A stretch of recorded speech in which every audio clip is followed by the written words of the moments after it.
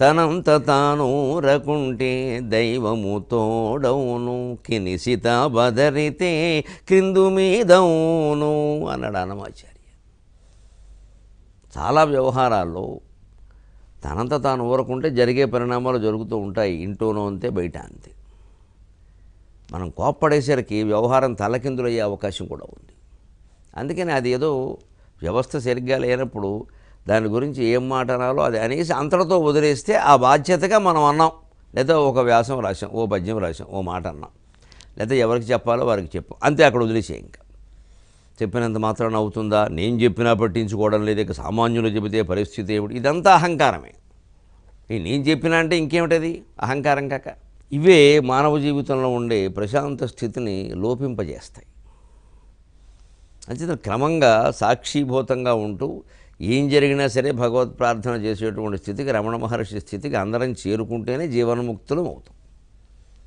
దానికోసం ప్రతిరోజు ఒక్కొక్క రోజు ఒక్కొక్క దాని నుంచి విరమణ విధానాన్ని పాటిస్తూ ఉంటారు. ఏదో ప్రభుత్వం వారు బాగా నష్టపోతూ ఉంటే సంస్థలు అందులోంచి తమ పెట్టుబడులను విరమించుకుంటూ ఉంటారు. 80,000 కోట్ల రూపాయలు ఎక్కడో ప్రభుత్వం పెట్టుబడులు ఉంటే ఇప్పుడప్పుడే 50,000 కోట్ల రూపాయలు విరమించుకున్నారట. ఎందుకు? ఊరికే అనవసరంగా పెట్టి బాధ తప్పితే ఏం లేదండి. 23,000 కోట్లు మించి లేవుటి ఇప్పుడు కేంద్ర ప్రభుత్వ రంగ పెట్టుబడులు. కొన్ని సంస్థలు, ప్రత్యేకం ప్రభుత్వ రంగ సంస్థలు వేరే సంస్థల్లో వీరు పెట్టుబడులు పెట్టేవారు. ఎందుకు అనవసరంగా మనం చేయం, మన చేతుల్లో ఎవరో చేస్తారు, వారి మీద నిందలన్నీ మనకు వస్తాయి, తీసిపారని ఈ పెట్టుబడులు కలిసి వస్తాయి. ఇవన్నీ ప్రభుత్వం యొక్క ఆదాయాన్ని పెంచుతాయి, నష్టాన్ని తగ్గిస్తాయి.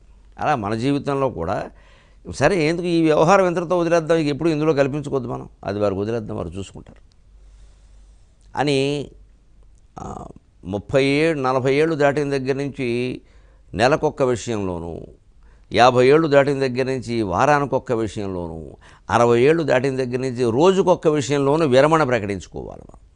స్వచ్ఛంద విరమణ, వాలంటరీ రిటైర్మెంట్, విఆర్ఎస్. అంతే. 40 ఏళ్ళు దాటినప్పుడే మొదలు పెట్టాలి. అక్కడి నుంచి ఈ నెలకొక్క విషయంలో, ఏడాదికొక్క విషయంలో, కనీసం నెలకొక్క విషయంలో అలా అయితే బాగుంటుంది. అనేక రకాలు కల్పించుకుంటాం మనం. నెల కూడా తగ్గించుకో. 50 ఏళ్ళు వచ్చేసరికి వారానికొకటి. 60 ఏళ్ళు దాటాక రోజుకొకటి. 70 ఏళ్ళు దాటాక గంట కూడా తగ్గించుకోవాలి. ఆలోచించడం మాని, మాట్లాడడం మాని, పని మాని. ఒక్కటే లెక్క. నమ శివాయ, నమో నారాయణాయ, శ్రీమాత్రే నమః. అంతకు మించినటువంటి మంత్రం లేదు, జీవన్ముక్తికి విధానం లేదు. ఇవాళ ఉన్నటువంటి గందరగోళ పరిస్థితుల్లో అదే కర్తవ్యం. ఇందులో మనం వేలెట్టిన నిప్పుల కుంపటిలో ఉంది పరిస్థితి.